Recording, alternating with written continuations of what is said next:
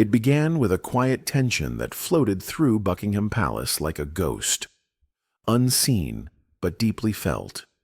Queen Camilla, once seen as a quiet presence behind the crown, had grown into a figure of power, influence, and silent resolve. She had watched the games unfold from the sidelines for too long, allowing others to shape the narrative. But things changed when whispers about Jasmine Crockett's secret meetings reached her ears. Jasmine wasn't royalty. She wasn't even officially in the royal circle. But her growing popularity among younger citizens and her sudden closeness to high-ranking political advisors set alarm bells ringing. Queen Camilla had faced battles before: internal family conflicts, media storms, and public opinion. But this was different.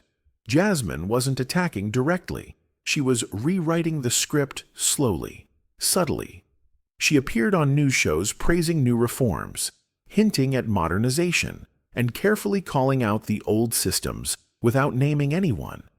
But everyone knew who she meant. Camilla represented those very traditions Jasmine sought to bypass. What made it more dangerous was that Jasmine's words resonated with many. She was careful, confident, and most importantly, underestimated by those in power. Until now.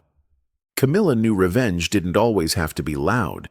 Sometimes it had to be crafted like a poem, each line careful, intentional, and sharp enough to draw blood without screaming. Her first move wasn't public. It was a private invitation to Jasmine, one Jasmine couldn't refuse, a royal luncheon under the guise of unity and conversation. The Queen's team presented it as a way to show grace, inclusion, and bridge generations. The media loved it.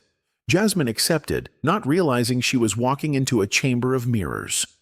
The palace was dressed in quiet luxury the day Jasmine arrived. The air was heavy with formality, and the Queen, in her signature calm demeanor, welcomed her with polite distance. Their conversation began with smiles, but under the surface, it was a chess match. Every word Camilla spoke was layered. She complimented Jasmine's voice, then gently reminded her of the weight of history. Jasmine returned the favor by acknowledging tradition, but subtly pressing for progress. The Queen listened, nodding, never once showing discomfort. But behind her eyes, a storm was gathering. The meeting was a performance, but not for the cameras.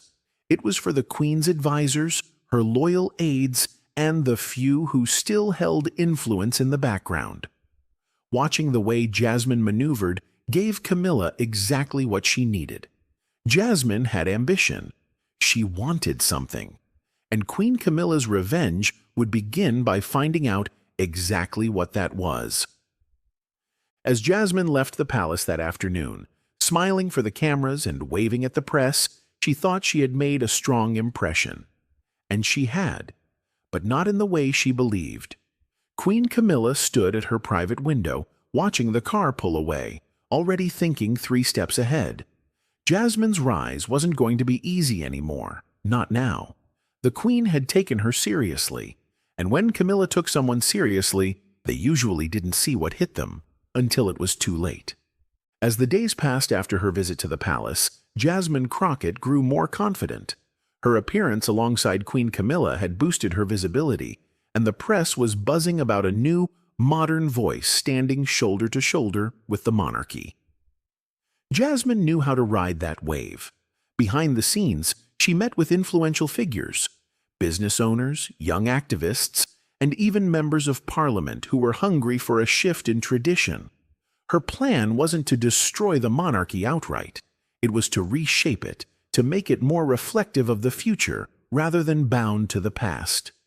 She launched what she called the People's Panel, a public outreach campaign that gathered opinions on the future of the monarchy and public service.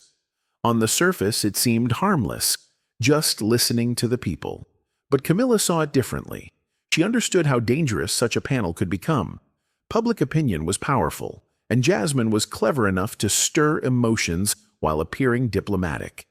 Queen Camilla recognized the same tactics used by those who had tried to weaken the monarchy before.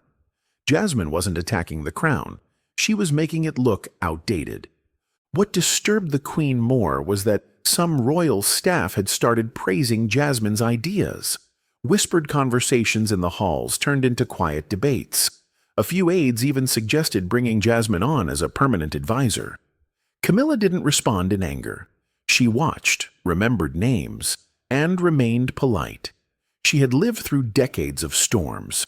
Diana, the tabloids, even the early resentment toward her marriage.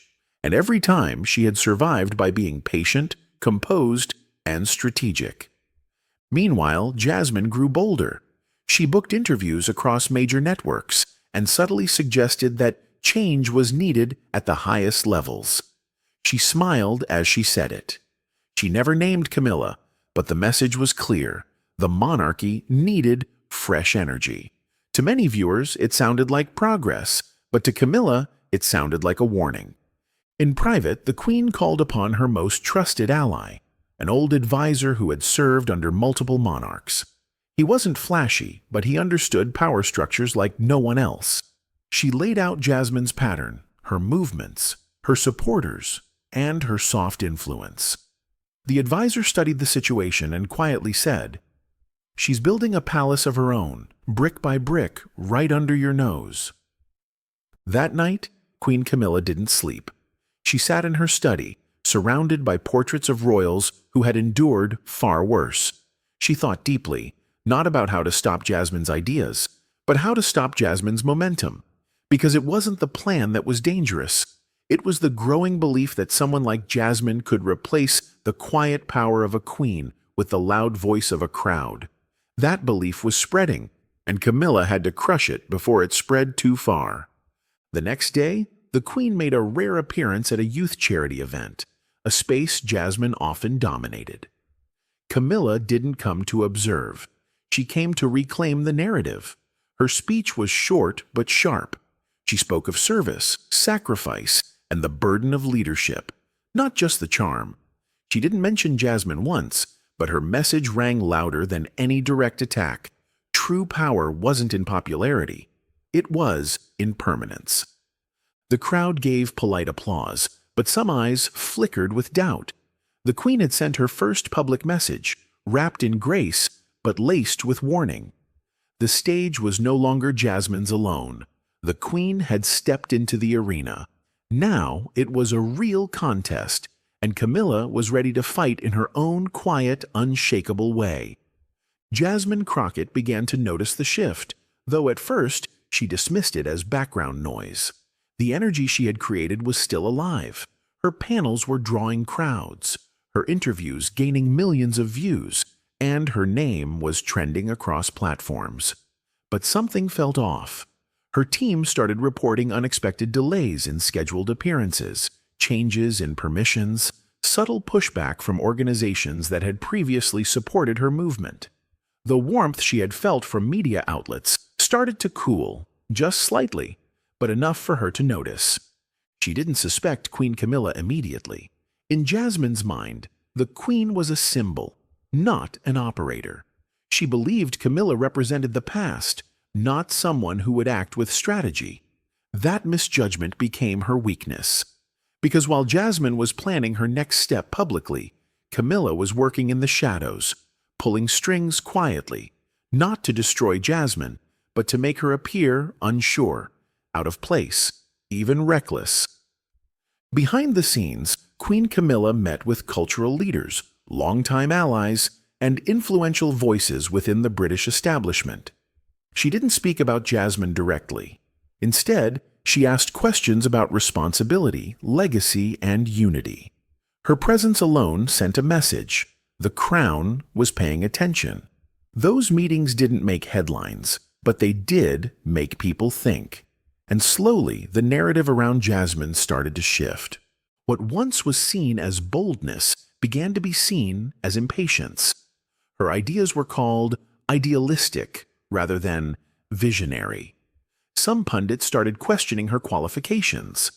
Camilla had successfully planted seeds of doubt, not by attacking, but by letting others arrive at the conclusions themselves.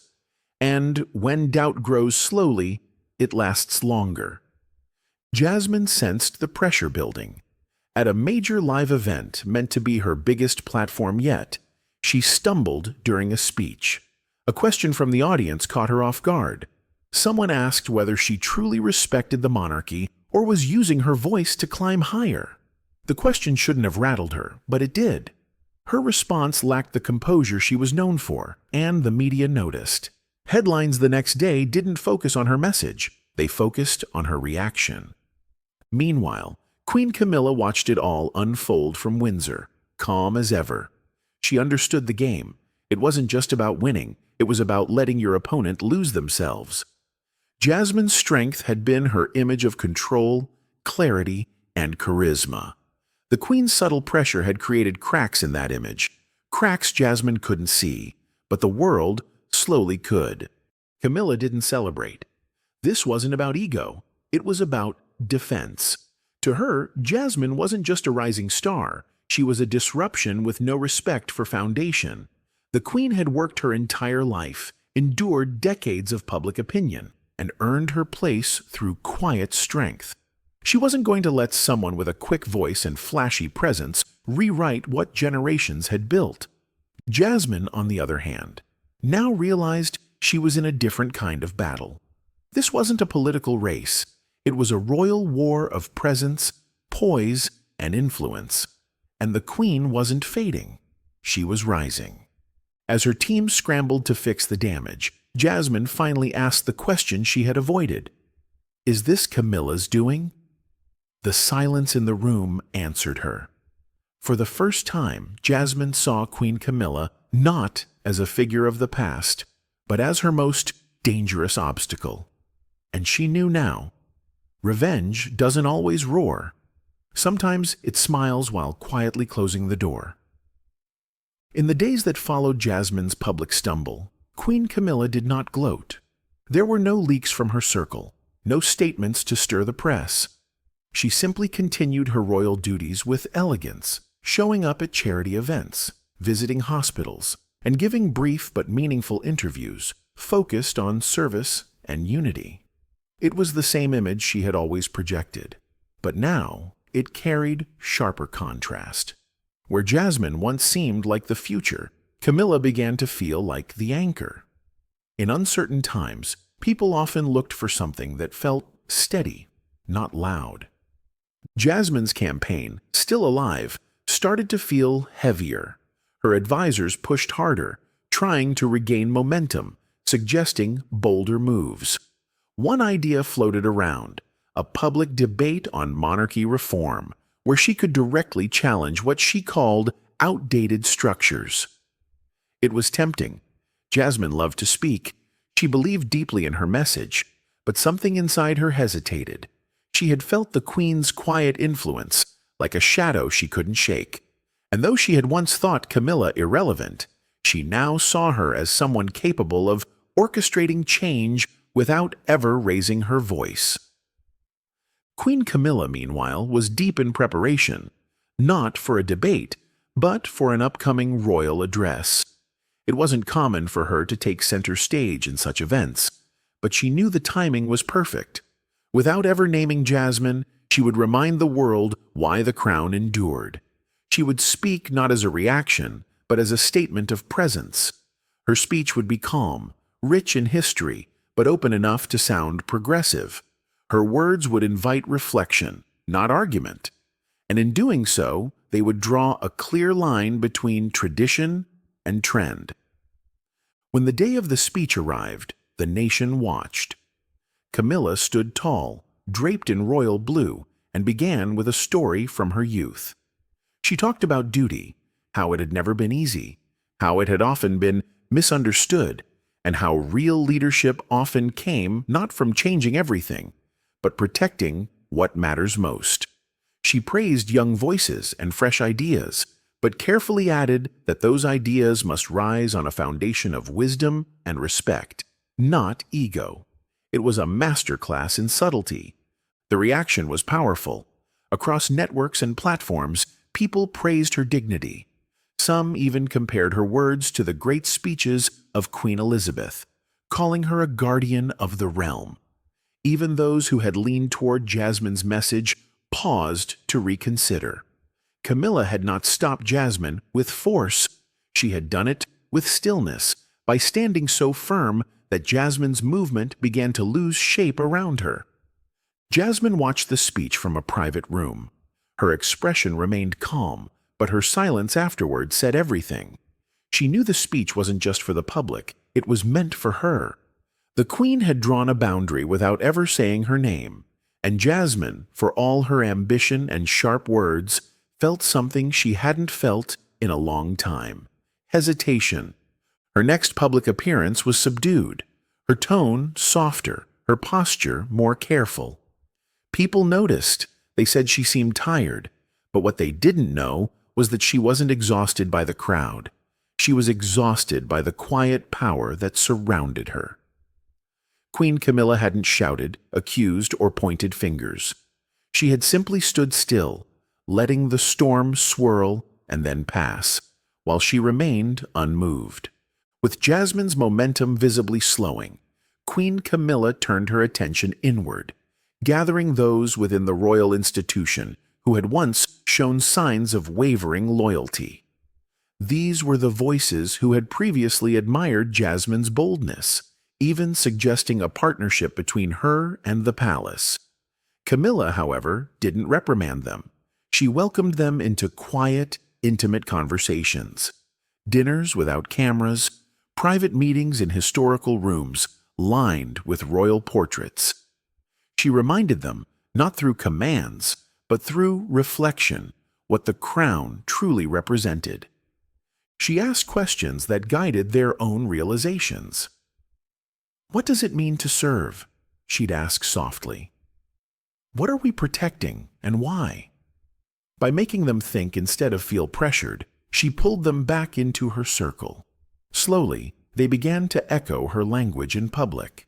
Support for Jasmine, once bold, now came with hesitant tones or long pauses.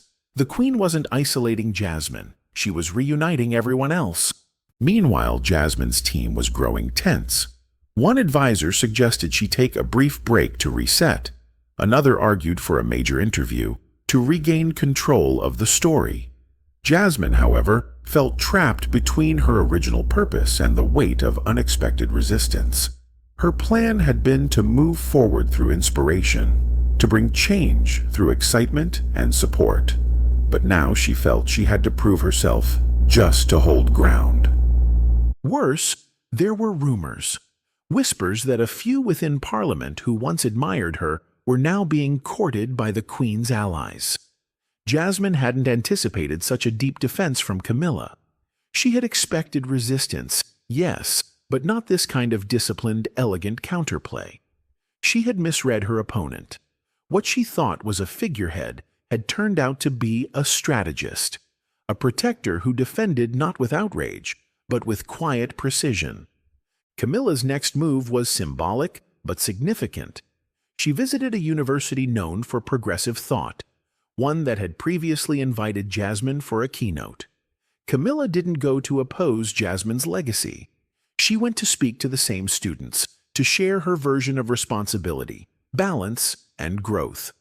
Her words didn't reject progress, they honored it, but with a reminder: evolution must not come by dismissing the past, but by building from it. The visit was met with admiration. Even students who supported Jasmine found Camilla's words hard to reject. Jasmine's public appeal began to divide. Some still saw her as a rising figure, while others now described her as too confrontational, too quick to rewrite what they barely understood. That shift didn't come from anything Jasmine had done recently. It came from everything Camilla had done quietly. The Queen had let time and presence do the work. Jasmine began to feel it in personal ways. Invitations slowed. Messages from allies came with less energy. The public stopped hanging on her every word. She was still respected, but now more as a cautionary tale than a fresh leader. It wasn't failure, it was transformation, and it wasn't the one Jasmine had planned. Queen Camilla stood firm, watching the change unfold without claiming victory. This wasn't about winning. It was about preserving something she knew would not survive chaos. Her revenge wasn't loud, but it was effective. It came not in striking Jasmine down, but in turning the world so gently that Jasmine lost her direction all on her own. Jasmine Crockett sat in her office, the walls once filled with hopeful strategies and future projections now cluttered with questions. Her inner circle, though still loyal, had grown quiet. The buzz that had once surrounded her movement now felt distant.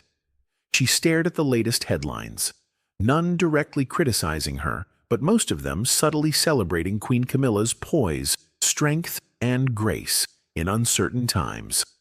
The message was clear. The public was choosing steadiness over disruption. But Jasmine wasn't one to quit. She decided to push back one more time, not with a speech or an event, but with a documentary.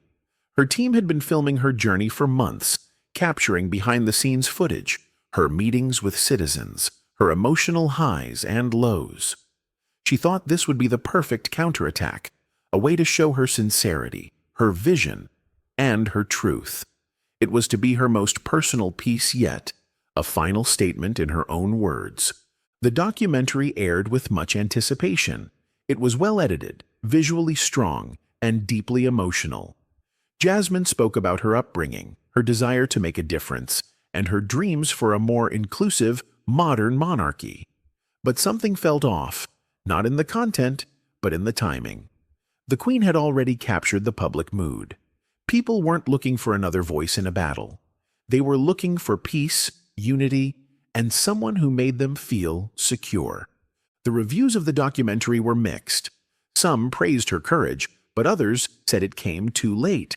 A few even questioned the authenticity of releasing such a personal story right after the Queen's national address, seeing it as a strategic rather than sincere move. Jasmine felt the sting. Her truth was real, but the audience's focus had shifted. Queen Camilla, when asked about the documentary in an informal press moment, offered only a soft smile and a calm reply. Every voice matters, but every story needs time to mature. She didn't dismiss Jasmine. She didn't criticize her. She simply placed herself above the conflict, and in doing so, strengthened her image even more. This subtle response became a sensation. Clips of Camilla's brief comments spread across social media with captions like, "This is grace," and "True leadership speaks quietly." The Queen had struck again, not with power, but with presence. Jasmine realized something painful in that moment. She had brought all her energy, passion, and message to the table, but the Queen never played the same game. While Jasmine tried to lead a revolution, Camilla reminded the world that not everything needed to be rebuilt. Some things needed to be held steady. Jasmine's advisors started looking at other directions, perhaps a shift into education or policy advocacy, places where her ideas could grow slowly without the spotlight. She didn't disagree. Something inside her accepted that she had reached the edge of her current path. She had spoken loudly, but the Queen had spoken last. And that, in the world of quiet power, made all the difference. For Queen Camilla, there was no celebration. She didn't declare victory. She returned to her schedule, supporting community programs, hosting royal functions, walking slowly through crowds with a calm hand wave. The revenge, if it could be called that, was complete. Not because Jasmine was destroyed, but because the world no longer looked to her for direction. The Queen had stopped her plans, not by fighting, but by enduring. As the storm began to settle, Queen Camilla found herself once again surrounded by calm, but it was a calm she had earned. In the quiet halls of the palace, everything looked the same, yet the energy had shifted. What had once been a silent tension surrounding Jasmine's rise had now become a story of preservation. Camilla hadn't just protected the crown, she had reminded the world why it still mattered. And now, with Jasmine's voice softening in the public space, Camilla faced a different kind of responsibility, the one that follows after a battle is won. She didn't view Jasmine as an enemy. In fact, Camilla respected her drive, her charisma, and her ability to inspire a generation.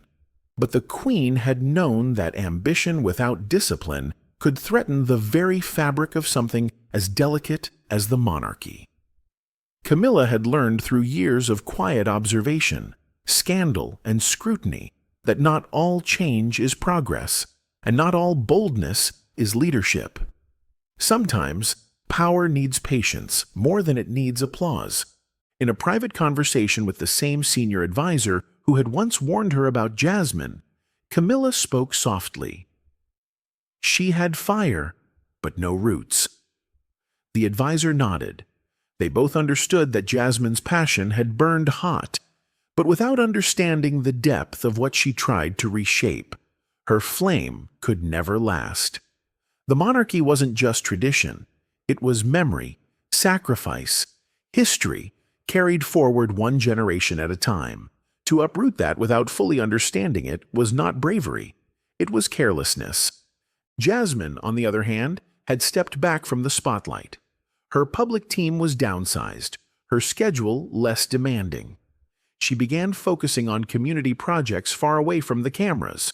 Schools, youth centers, and small town halls became her new audience.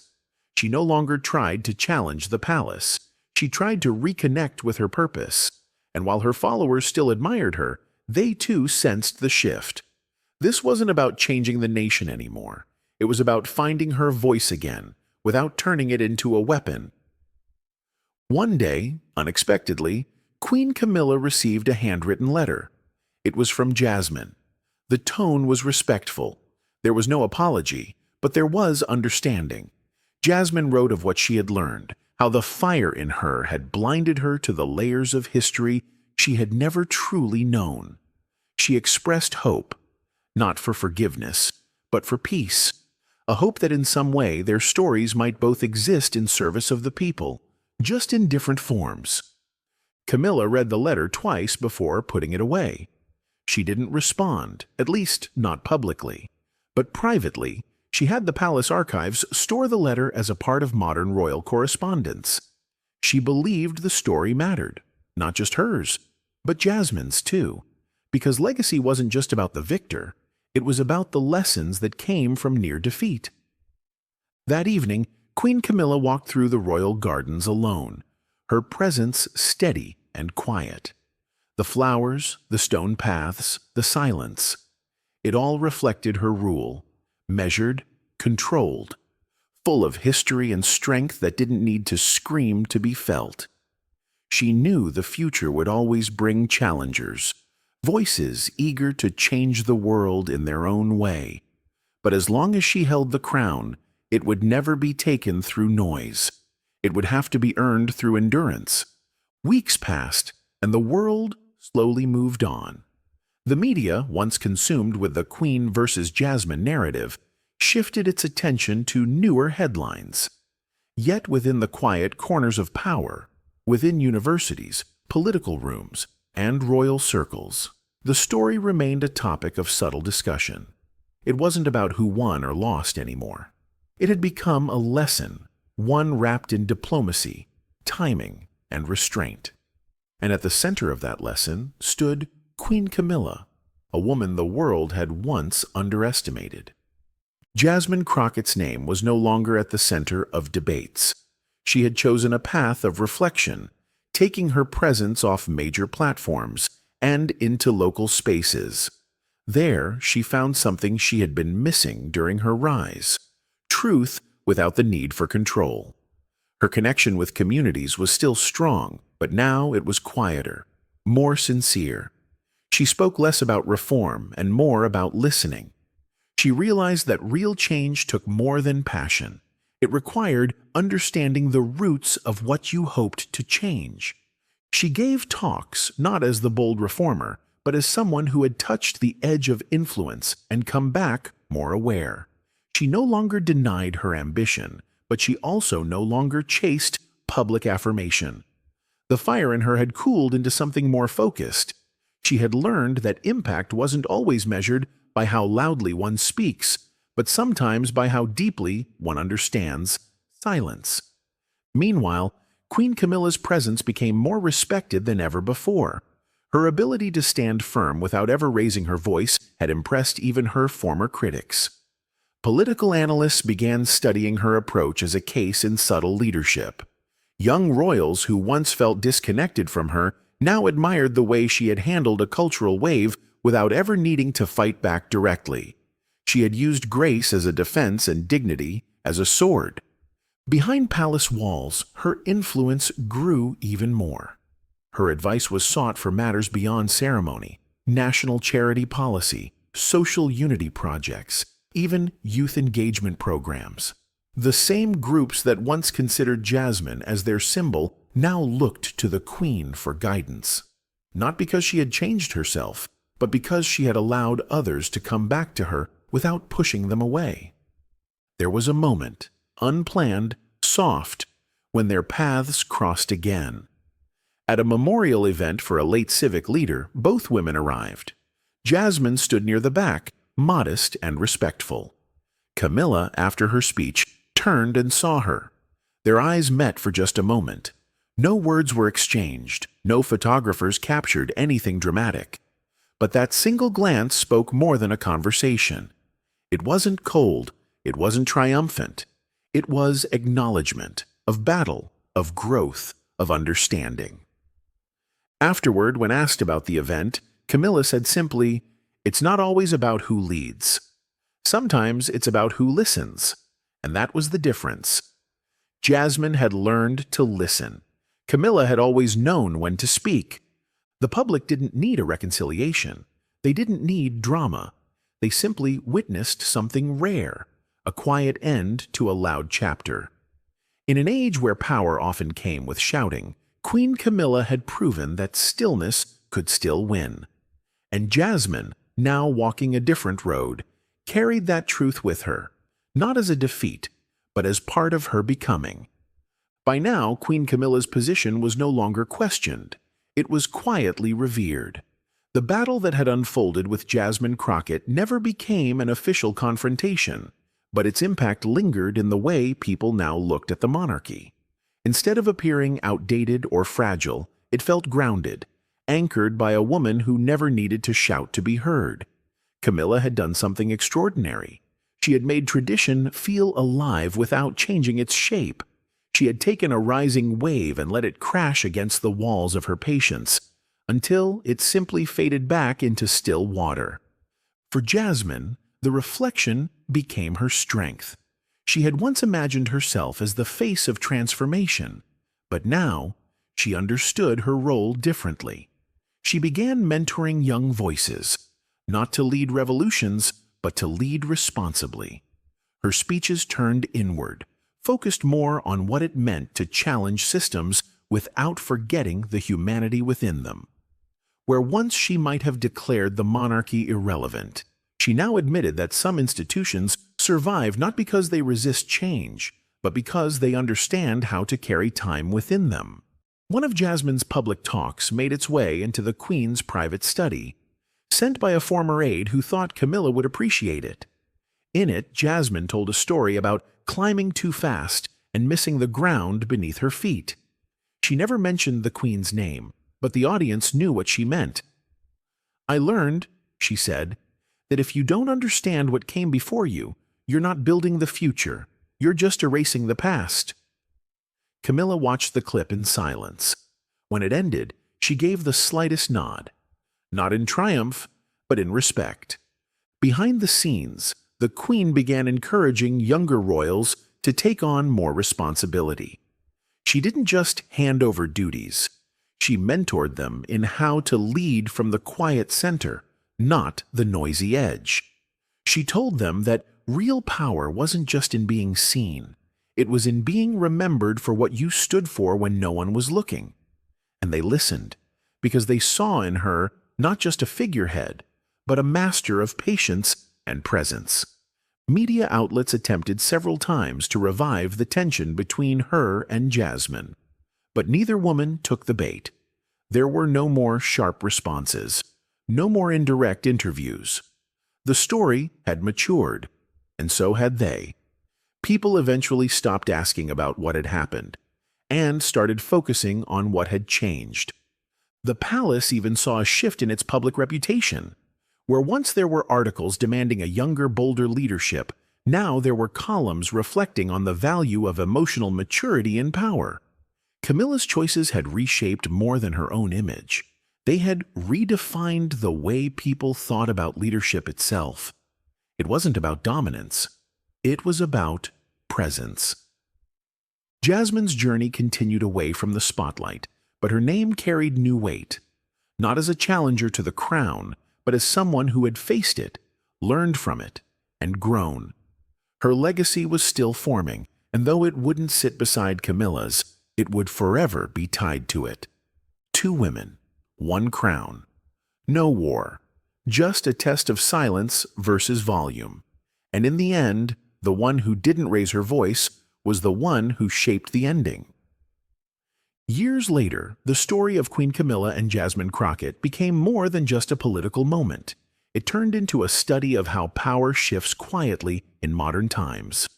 Schools, leadership seminars, and media retrospectives often referred back to it, not as a scandal or confrontation, but as a rare chapter where restraint, grace, and reflection guided the outcome. It was no longer about who was right or wrong. It became about how both women grew in ways no one had expected, including themselves. Queen Camilla, now older but ever poised, had become a symbol of quiet authority.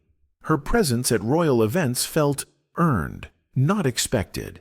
She had transitioned from a woman many had once judged unfairly to someone whose legacy was defined by endurance, subtle wisdom, and emotional intelligence. The crown she wore was not just physical. It was the invisible weight of history, decisions, and survival. And she had carried it with a calm the world would not forget. In her later years, Camilla wrote a memoir, not filled with dramatic revelations or secrets, but a collection of thoughts about public service, tradition, and the cost of being in the public eye. She didn't name Jasmine directly, but in one chapter titled "The Beauty of Opposition," she wrote, "It's not our critics who weaken us. It is often our inability to understand them. If we listen, sometimes, even the strongest challenges reveal the strength within our own foundation." That line was quoted for years, often paired with images of the Queen standing firm while storms of criticism swirled around her. Jasmine Crockett, on the other hand, built a new kind of legacy.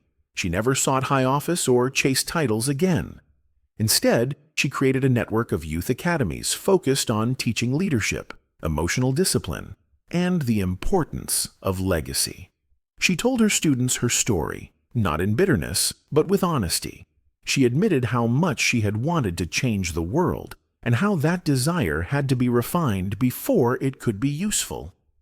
"You don't rewrite history," she told them, "until you know why it was written the way it was." One day, a statue was unveiled in a London square. It wasn't of Queen Camilla or Jasmine individually, but a symbolic representation of balance. A woman standing tall, eyes closed, arms outstretched, not reaching to grab, but to hold. The plaque below read, "Inspired by those who lead without shouting and those who grow through challenge." The 2 names, Camilla and Jasmine, were engraved subtly at the base, not in competition, in connection. That moment, captured by news cameras and shared around the world, felt like closure, not because everything had been resolved, but because both figures had left something lasting behind. Queen Camilla had safeguarded tradition without fear. Jasmine Crockett had pushed against it and, in doing so, had helped reveal its true strength. Both had played their part. Both had transformed. Years from now, when young minds read about this chapter in history, they won't only ask who won. They'll ask what was learned. They'll study the silence between their words, the pauses before their actions, the dignity in how neither woman let it become a war. Because in the end, Queen Camilla didn't stop Jasmine's plans through force. She stopped them through clarity, and Jasmine, instead of being erased, became refined. Together, they reminded the world that real power isn't always loud. Sometimes it's the quiet strength to hold your ground and the grace to grow beyond it.